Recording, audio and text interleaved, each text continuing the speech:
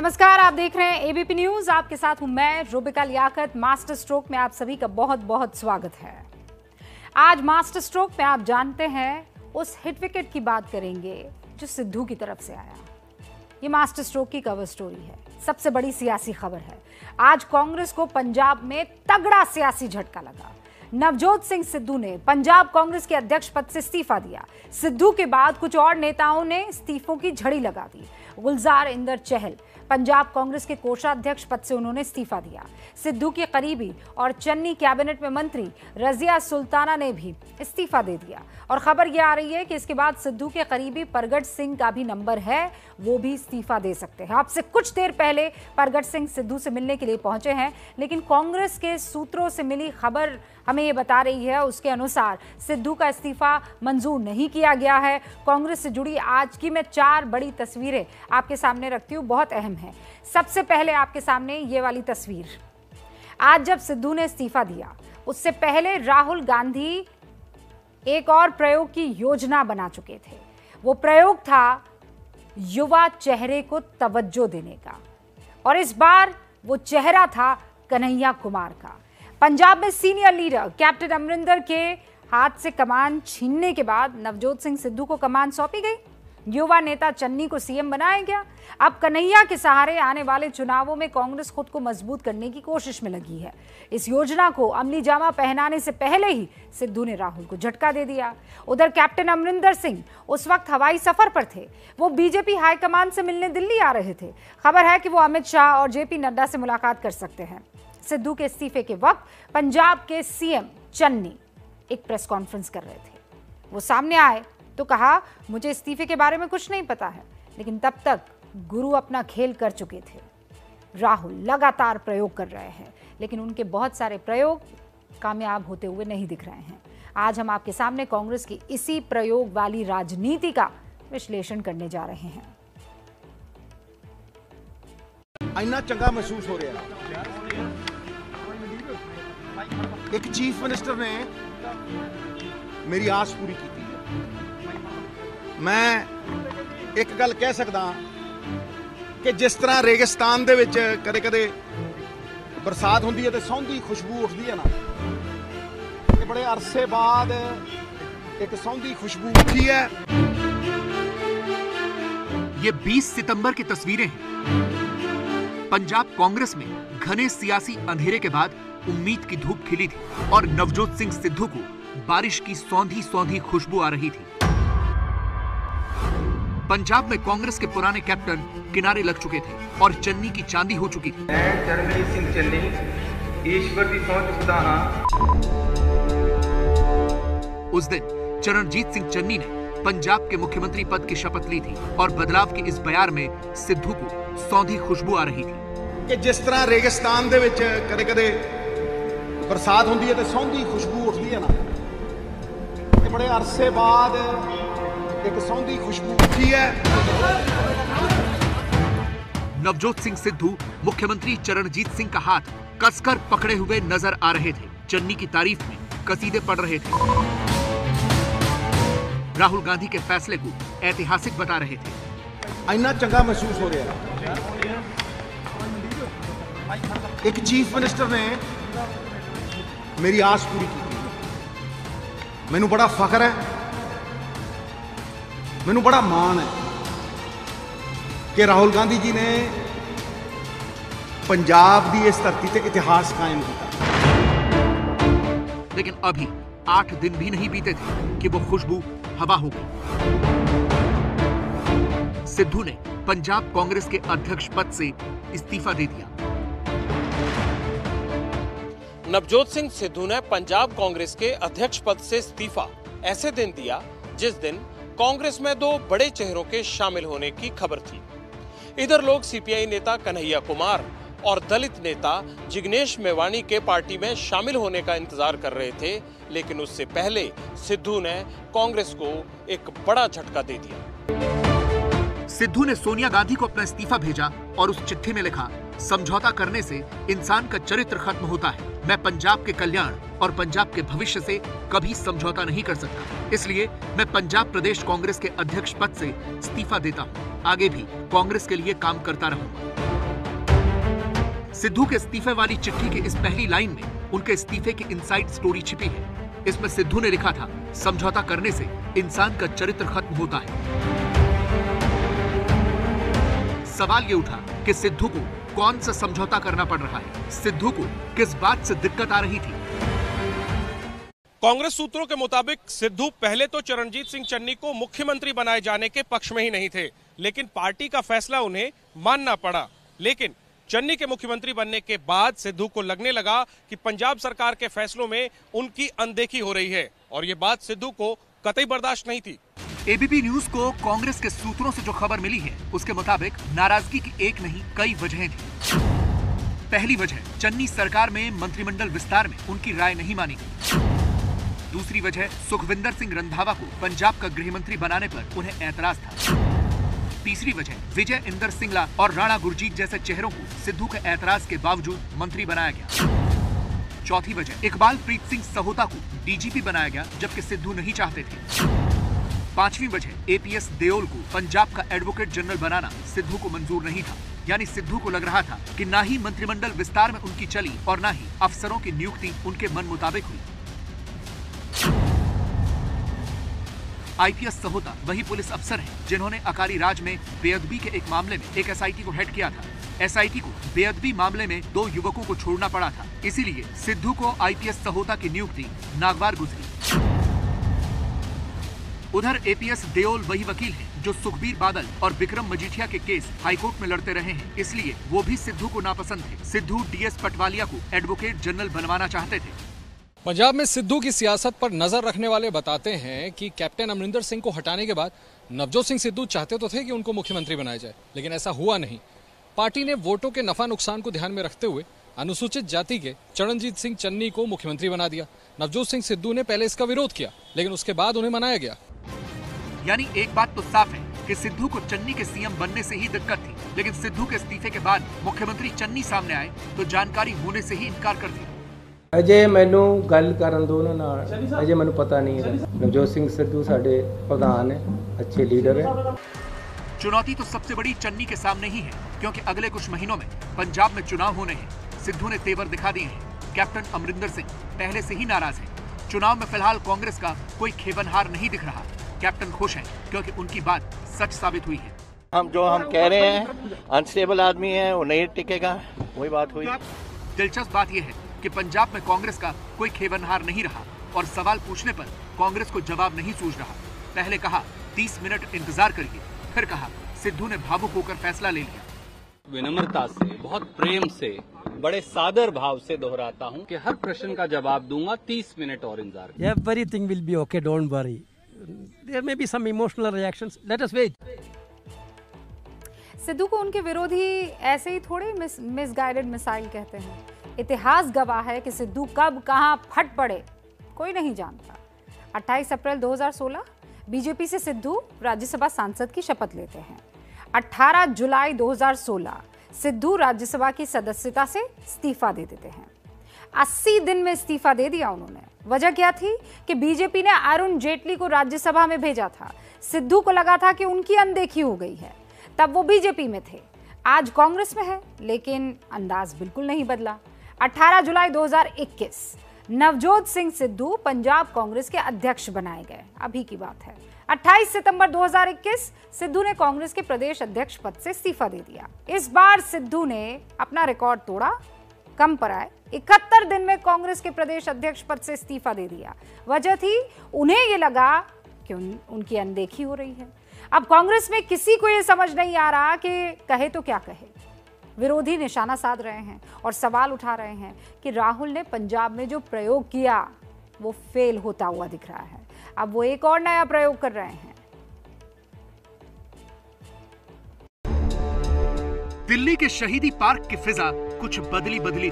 शहीद भगत सिंह की जयंती के दिन राहुल गांधी सिर पर बसंती पगड़ी पहने नजर आ रहे थे और उनके साथ 3 बड़े चेहरे थे, कन्हैया कुमार, जिग्नेश मेवाणी और हार्दिक पटेल।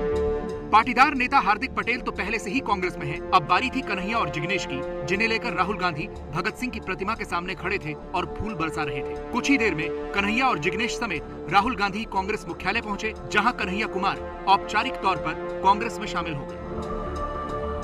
इस देश के लाखों करोड़ों नौजवानों को ये लगने लगा है कि अगर कांग्रेस नहीं बचा तो देश नहीं बचेगा। मैं ये नहीं कह रहा हूं कि मेरी जिम्मेवारी सिर्फ एक पार्टी के लिए है, लेकिन जो पार्टी सबसे बड़ी पार्टी है, सबसे बड़ी विपक्षी पार्टी है, उस पार्टी को अगर नहीं बचाया गया, अगर बड़े जहाज को नहीं बचाया गया, छोटी छोटी कश्तियां भी नहीं बचेगी। कांग्रेस में शामिल होने का कार्यक्रम तो जिग्नेश मेवाणी का भी था, लेकिन तकनीकी वजहों से वो पार्टी की सदस्यता नहीं ले पाए। जिग्नेश ने कहा वैचारिक रूप से वो पार्टी से जुड़ गए हैं। टेक्निकल कारण के चलते मैं फॉर्मली पार्टी इसलिए ज्वाइन नहीं कर सकता क्योंकि मैं एक निर्दलीय विधायक हूं। If I join a party I may not continue as an MLA. मेरी पार्टी के सीनियर लीडर से बात हुई, मेरे मतक्षेत्र के साथियों से बात हुई, अपने आप से बात हुई, राहुल जी से बात हुई, तो मुझे लगा कि मैं इस विचार के साथ हूं ना, ये सबसे प्रमुख बात है। मैं इस मुहिम, इस मिशन और इस संघर्ष के साथ हूं, ये सबसे महत्वपूर्ण बात है। कन्हैया कुमार वही कन्हैया जो दिल्ली के जेएनयू में कथित देश विरोधी नारे के बाद सुर्खियों में आए थे। पिछले चुनाव में वो बिहार में बेगूसराय से बीजेपी के फायरब्रांड नेता गिरिराज सिंह के खिलाफ चुनाव भी लड़े थे, वो हार गए। लेकिन राहुल गांधी को कन्हैया में उम्मीद दिख रही है। उसकी वजह क्या है? राहुल गांधी युवा टीम को मजबूत बनाना चाहते हैं। पिछले कुछ वक्त में युवा नेता छोड़कर गए, उनकी जगह नई टीम को तैयार करना चाहते हैं। राहुल चाहते हैं कि जमीनी राजनीति करने वालों को वो अपनी टीम में शामिल करे। इस बहाने वो G23 के नेताओं को संदेश भी दे देना चाहते हैं। कन्हैया कुमार की छवि तेज तर्रार और जमीनी नेता की है ही। वो पीएम नरेंद्र मोदी को खुली चुनौती देते रहते भी हैं। कांग्रेस को कन्हैया से बहुत सारी उम्मीदें, और इसीलिए आज जब सिद्धू ने पार्टी को इतना तगड़ा झटका दे दिया, बावजूद इसके राहुल गांधी ने कन्हैया की ज्वाइनिंग का प्रोग्राम कैंसिल नहीं किया। लेकिन बीजेपी कन्हैया पर लगातार हमलावर है। बीजेपी कहती है कि सर्जिकल स्ट्राइक की एनिवर्सरी पर कांग्रेस ने उस कन्हैया को पार्टी में शामिल किया जिसकी पहचान भारत तेरे टुकड़े होंगे वाली नारेबाजी से जुड़ी हुई है।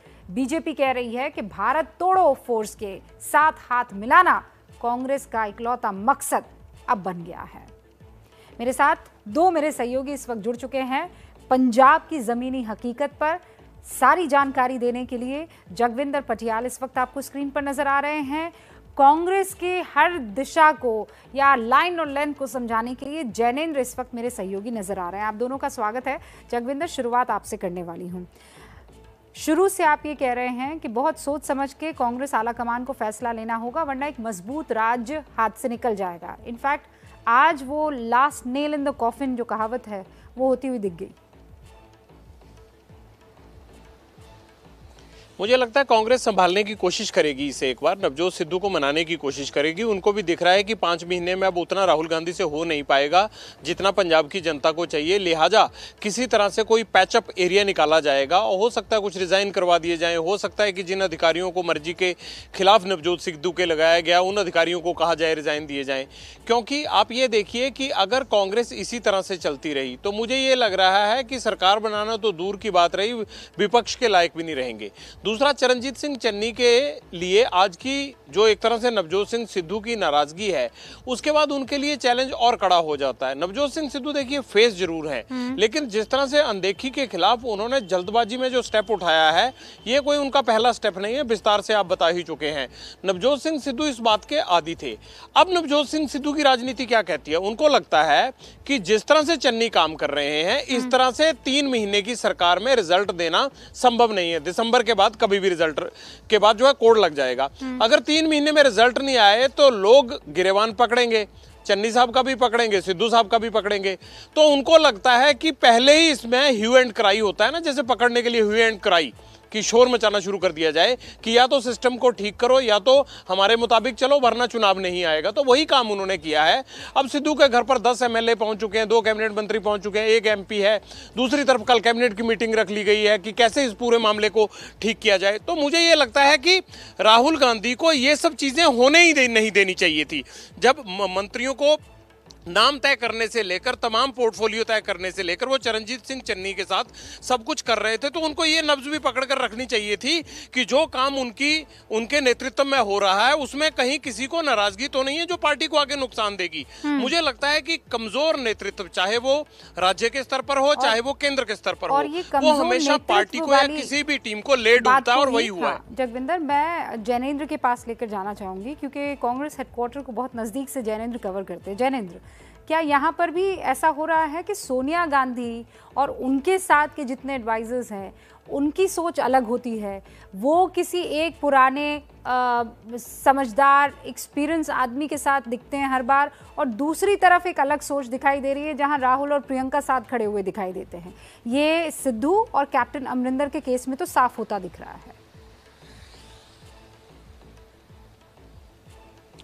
बिल्कुल रूबिका, और मुझे लगता है कि आज कांग्रेस पार्टी को, कांग्रेस के रणनीतिकारों को अहमद पटेल की कमी बहुत खल रही होगी। अहमद पटेल जब तक रहे संकट मोचक की भूमिका में रहे, और कम से कम उन्होंने जिन मामलों को हैंडल किया उसमें इस तरीके की उम्मीद तो कतई नहीं की जा सकती थी। तो आज निश्चित तौर पर अहमद पटेल इस दुनिया में नहीं है, उनकी सेवाएं कांग्रेस पार्टी को नहीं मिल रही है। और ये जो पूरा विवाद, खासतौर पर पंजाब का राजनीतिक संकट कांग्रेस के लिए जो खड़ा हुआ है, अगर शायद अहमद पटेल इसको हैंडल करते तो जानकार बताते हैं कि कहीं बेहतर तरीके से हैंडल करते, चाहे वो कैप्टन को हैंडल करना हो या सिद्धू को हैंडल करना हो। जाहिर सी बात है, जिस तरीके से पंजाब को लेकर के फैसले लिए गए हैं, चाहे वो राहुल गांधी के यहाँ पर लिए गए हों या प्रियंका गांधी के यहाँ लिए गए हों, गांधी परिवार ने इस पूरे मामले में अपनी जग हसाई की है, कांग्रेस पार्टी की किरकिरी करवाई है।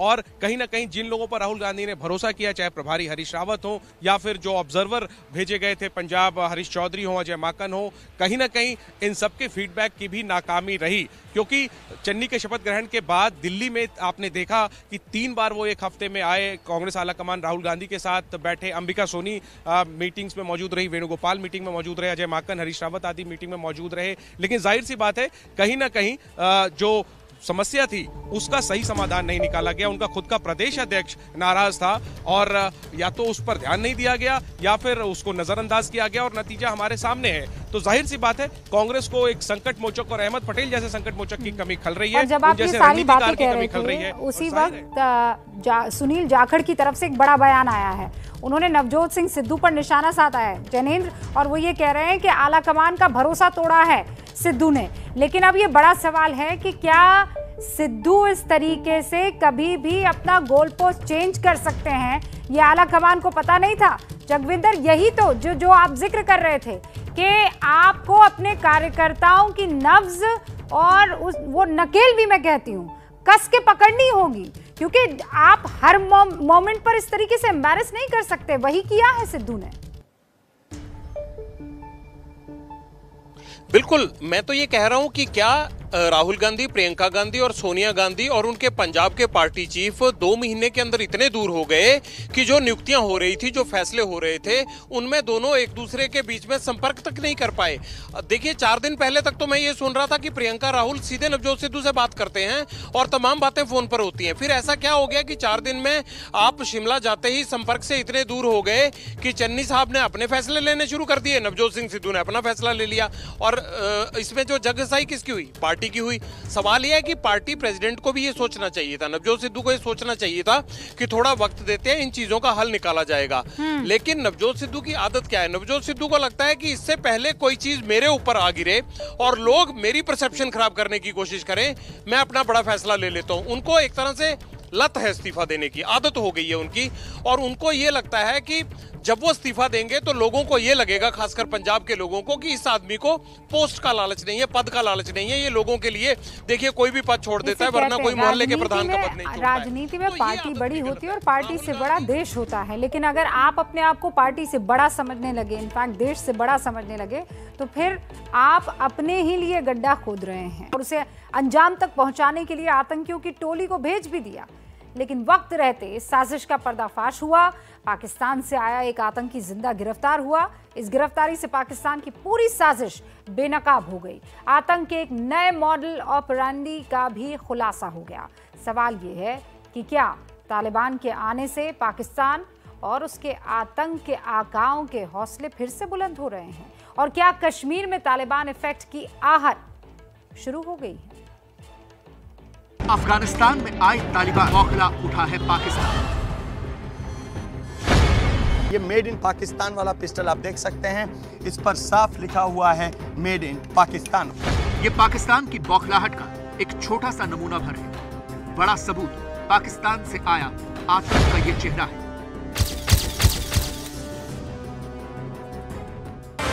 ये पाकिस्तान के आतंक का जिंदा सबूत है, जिसे हिंदुस्तान के जाबाज जवानों ने शिकंजे में लिया है। ये चेहरा सिर्फ आतंक का ही सबूत नहीं है, बल्कि ये पाकिस्तान की खौफनाक आतंक नीति का भी पर्दाफाश करता है। इस आतंकी का नाम अली बाबर पात्रा है और उम्र महज 19 साल है। सिर्फ 7वीं पास ये आतंकी पाकिस्तान के पंजाब के दीपालपुर का रहने वाला है। फिलहाल ये लश्कर-ए-तैयबा से जुड़ा था और पाकिस्तान अधिकृत कश्मीर के मुजफ्फराबाद में इसने आतंक की ट्रेनिंग ली थी।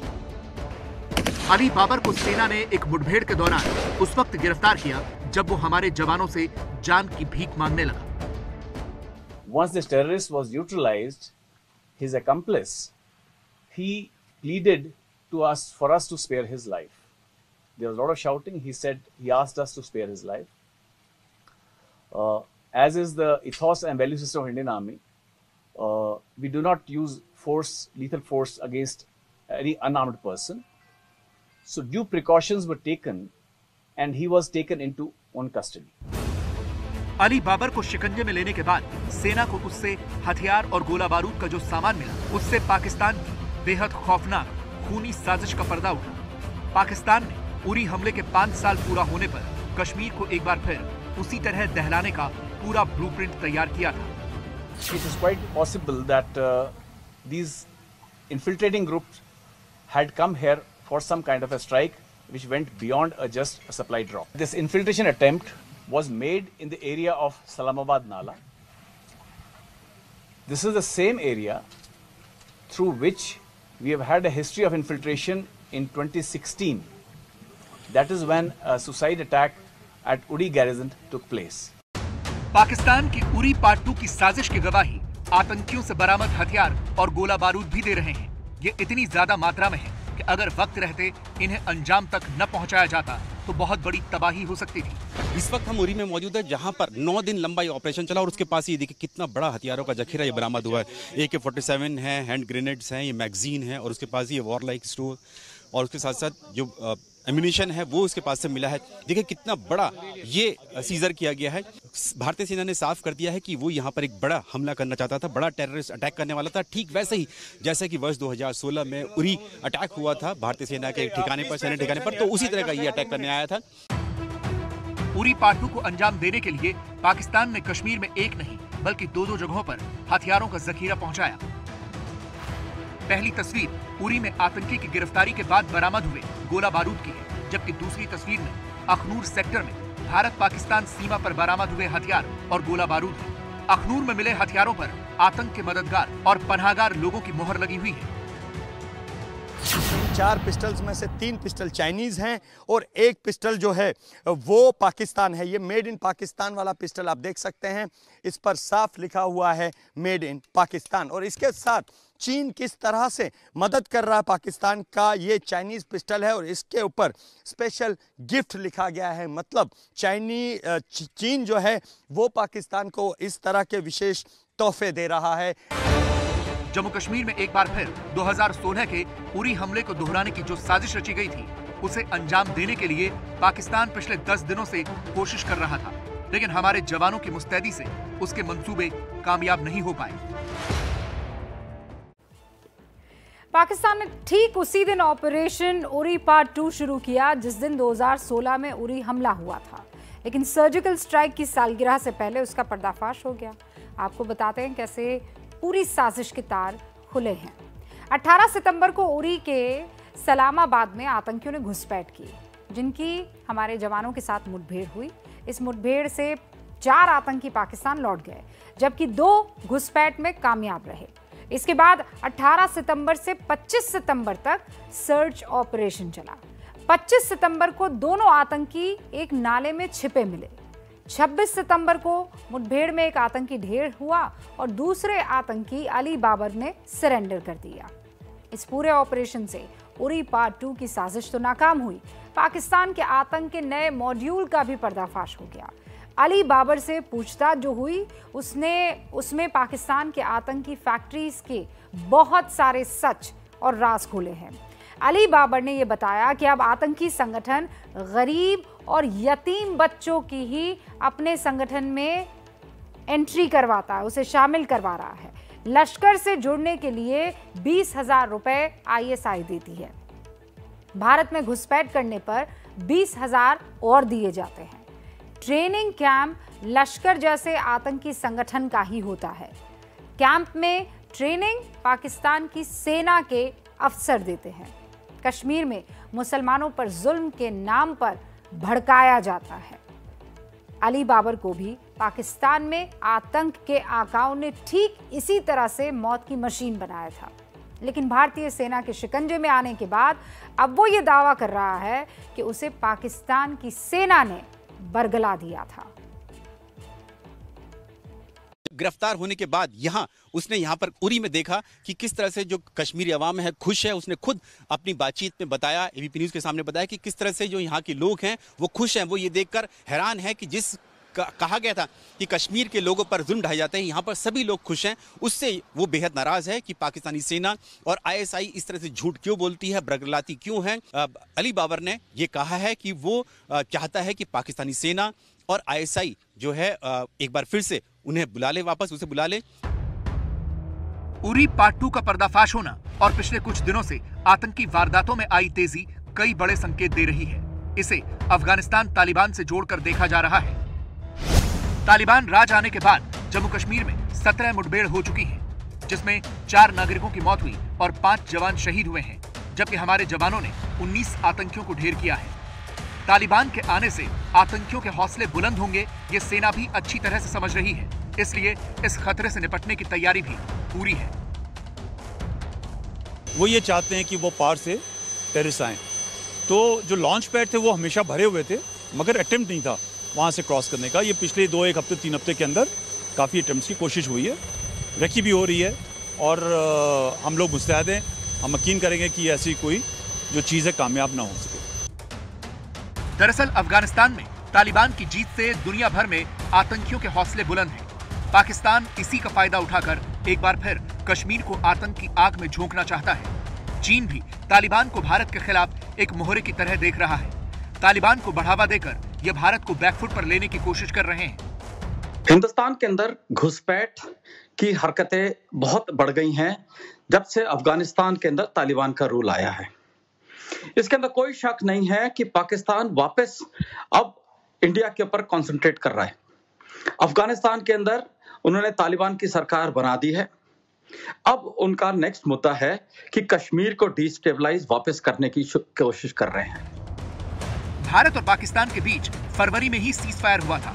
उसके बाद से सीमा पर कुछ अमन जरूर आया, लेकिन तालिबान के आते ही POK में आतंक के लॉन्च पैड पर हलचल बढ़ गई है और घुसपैठ में भी तेजी आई है। साफ है कि पाकिस्तान तालिबान के नाम पर आतंक की दुकान खोलने को बुरी तरह से बेचैन है।